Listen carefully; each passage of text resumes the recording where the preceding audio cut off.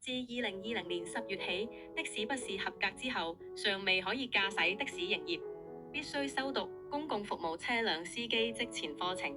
合格之後取得的士駕駛證明同埋正式駕駛執照，先至可以合法駕駛的士營業。公共服務車輛即的士、公共小巴同埋巴士司機職前課程，全程總共需時16個鐘，費用大約由港幣460蚊至750蚊不等。全課程最高收費為港幣1500蚊。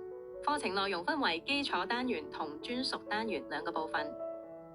學員必須喺運輸署指定嘅駕駛學校報名，完成課程並且考試合格之後，先至可以獲發相關牌照。課程資訊與大選，課程全程總共16個鐘，學員可以揀選喺2個全日或者4個半日之內完成，並且必須於4個月內收筆。基礎單元時長8個鐘，內容涵蓋駕駛與道路安全、交通意外成因及應急處理工作，以及客戶服務同投訴處理。專屬單元時長亦為8個鐘，會根據學員報考嘅車種，分為的士、公共小巴或者公共巴士單元，內容包括該車種嘅營運規範、職業健康事宜以及車輛結構簡介。考試主要圍繞課程中嘅6大單元，當中基礎單元分為3個部分：第一，駕駛安全同道路安全；第二，交通意外成因同應急工作；第三，客戶服務同投訴處理。指專屬單元分為3個單元：第四，的士營運實務與相關法例；第五，職業健康；第六，的士結構簡介。考試時間為30分鐘。以下為考試之詳細資訊。題型與題數共設25題多項選擇題，及格標準須答對15題，即佔60%或以上，方視為及格。考試安排：筆試將安排於各單元完結前之最後30分鐘內進行。閣下可透過運輸署認可嘅指定訓練學校，了解課程詳情、上課時間表以及網上報名安排。有關訓練學校嘅資料，可於此影片描述欄入面嘅連結查閱。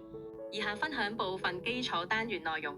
單元1：駕駛安全及道路安全嘅重要性、不良駕駛行為及糾正方法、司機嘅情緒管理、引發交通意外嘅3大因素、防護性駕駛及預防碰撞嘅概念。單元2：交通意外嘅成因及性質、緊急情況處理、交通意外嘅處理程序。單元3：優質客戶服務嘅元素及其重要性、乘客嘅需要及期望、提高客戶服務嘅基本技巧、常見顧客服務處理嘅個案分析、乘客投訴處理、情緒控制。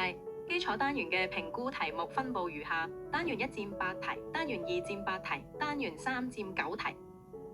以下分享部分嘅的士專屬單元內容。單元4：的士服務營運嘅基本形式及相關法例，的士司機及乘客嘅一般行為操守，認識殘疾歧視條例以及平等機會委員會的士服務指引。單元5：的士司機嘅工作時間，的士司機嘅職業健康與安全。單元6：的士嘅設備裝置同乘客設施，的士嘅基本結構，每日工作前後進行嘅檢查同行車注意事項，排放管制法例簡介，車輛突發事件處理。的士專屬單元嘅評估題目分佈為：單元4佔11題，單元5佔3題，單元6佔11題。每項課程完結之前，均設有由25條多項選擇題組成嘅筆試，考生須答對15條或以上，方視為及格。試題內容主要涵蓋基礎單元，即駕駛安全、交通意外成因同客戶服務，以及專屬單元所在嘅營運規範、職業健康事宜與車輛結構等日常概念。大部分題目憑藉一般常識已可作答。同大家分享一小部分模擬試題，準備好未？據香港法例第374章第38條，不小心駕駛定義為 A. 駕駛者在道路上缺乏適當謹慎與專注，或未合理顧及其他道路使用者。B. 某人駕駛汽車的方式遠遜於一個合格而謹慎的駕駛人會被期望達到的水平。C. 對一個合格而謹慎的駕駛人而言，該人以該方式駕駛汽車會受危險，會是顯而易見的。D. 以上皆是。正確答案是 A. 駕駛者在道路上缺乏適當謹慎與專注，或未合理顧及其他道路使用者。回顧以往嘅交通意外原因可歸納於 A. 人為錯誤， B. 機械故障， C. 環境因素， D. 以上皆是。正確答案是 D. 以上皆是。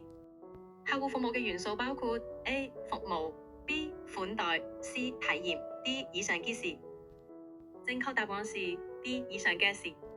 哪類的士可在香港任何地區行走？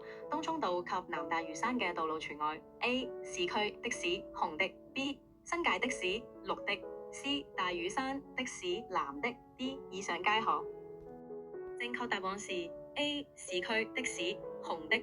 的士司機因長期駕駛的士有機會患上的疾病 A. 精神病 B. 肌肉勞損及受傷 C. 耳水不平衡 D. 以上皆是。正確答案是 B. 肌肉勞損及受傷。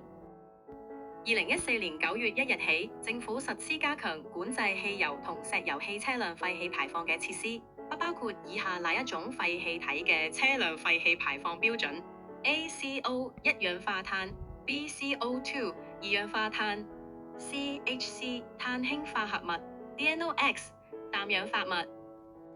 正確答案是 BCO2 二氧化碳。希望各位有心投考的士行業嘅朋友放鬆心情，順利通過兩項測試，早日拎得的士證，開開心心揸車營業，載住每一位乘客平安到達。